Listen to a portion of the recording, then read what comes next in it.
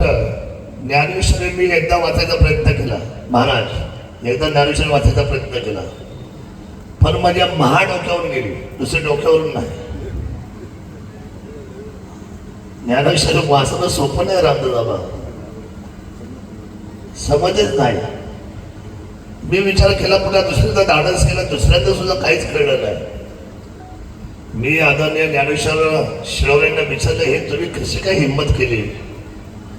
तेवढे दादा तुम्ही दोनदा वाचून थांबले, तुम्ही तीनदा वाचले असते तुम्हाला कळाले असं. आता बोला, म्हणजे एका धावावरून सेंचुरी आपली गेली. दोनदा वाचायचं धाडस केलं मी. असं त्यांनी मला सांगितलं, तुम्ही तीनदा वाचले असते तर ती थोडीफार तुमच्या डोक्यामध्ये बसली असते. आता करतो धाडस तिसऱ्यांदा. आलं तर आलं, काय सोपं नाही आहे. संत ज्ञानेश्वर महाराज आणि त्यांची असलेली आयुष्याची जी शिदोरी आपल्या सर्वांसमोर जी या ठिकाणी ग्रंथाच्या रूपाने आहे, मला असं वाटतं की संपूर्ण जगाचा सार जर कुठल्या ग्रंथामध्ये असेल तर तो माझ्या ज्ञानेश्वरी ग्रंथामध्ये आहे. हा आपल्या सर्वांना वारकरी असलेला हा महाप्रसाद आहे, ज्ञानाचा महाप्रसाद.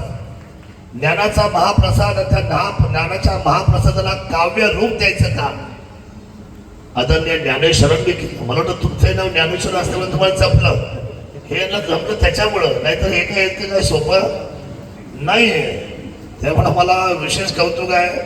मी खरं तर पाहुणा माणूस आहे खेळसाठी. मी आपला जुन्नरच्या शिवभूमीचा आमदार, पण काय कुणास ठाऊक या लोकांची काय माया माझी जडली. अनेक वर्षापासून गेल्या 20 वर्ष मी ज्यावेळेला पुण्याकडे पाठक्रांत होतो, ते लोक चौकात मला थांबवतात, मिसळ खायला देतात, वडा खायला देतात, भजी खायला देतात, मला चहा पाजतात.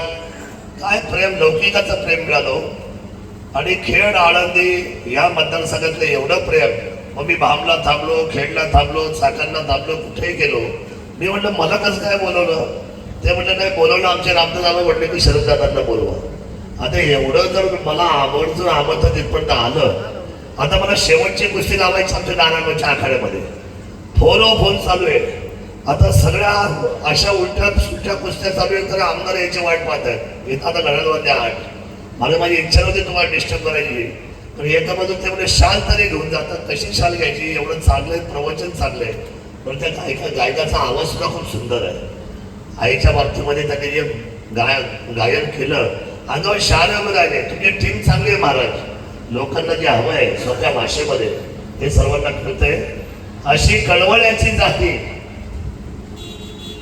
अशी कळवळ्याची जाती लाभावरी प्रती करणारं जर कोण असेल आपल्या आयुष्यामध्ये तर ते आपले आई आणि वडील आहेत. आणि त्यांची सोडवणूक ज्ञानेश्वरीच्या माध्यमातून ज्यावेळेला ज्ञानेश्वर शिळवण्यांनी केली काव्याने, मी त्यांना धन्यवाद व्यक्त करतो. अधिकचा वेळ घेत नाही. आपल्या सर्वांना उदंड आरोग्य लाभावं. आणि ज्ञानेश्वरी काव्याचा ग्रंथ मला वाटतं महाराष्ट्रामध्ये ही पहिलीच गोष्ट असेल महाराज, पहिलीच असेल पहिल्यांदा.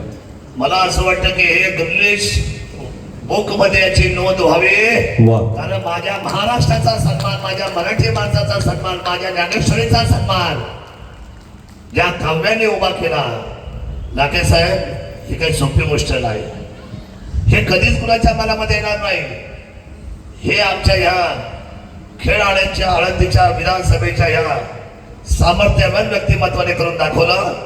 मी ज्ञानेश्वर शांताबाई नारायण शिळवणे यांना मनापासूनचे धन्यवाद व्यक्त करतो. त्यांना उदंड आरोग्य प्रमोशन द्यावे ही प्रभूचरणी प्रार्थना करतो. आपल्या सर्वांची दिलगिरी व्यक्त करून पुढे जाण्याची अनुमती मागतो. जय हिंद, जय महाराष्ट्र, जय शिवराय.